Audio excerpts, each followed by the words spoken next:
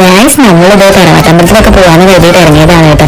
അതേ നമ്മൾ പാതി വഴിക്കിലെത്തിയ സമയത്ത് മഴ ചതിച്ചു.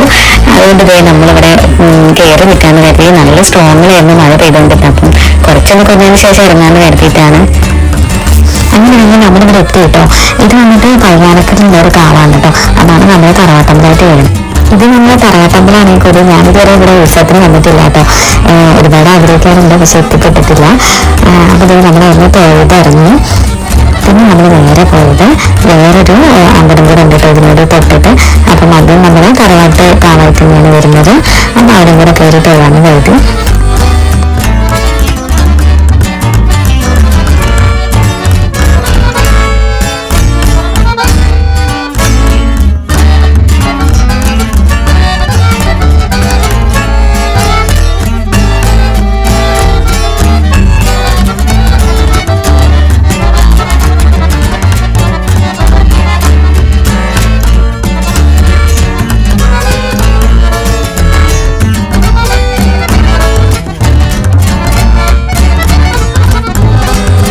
നമ്മൾ പോയത് തിരുവച്ചിറ അമ്പലത്തിലേക്കാണ് കേട്ടോ. ശ്രീകൃഷ്ണ ക്ഷേത്രമാണ് നമ്മളിവിടെ പോകാറുണ്ട് ഇടയ്ക്ക്. അപ്പം ഇന്ന് ഫുൾ അമ്പലത്തിൽ തന്നെ ഒരു 3 അമ്പലത്തിലൊക്കെ പോയിട്ട് നേരെ വീട്ടിലേക്ക് പോകാനാണ് കരുതിയത്.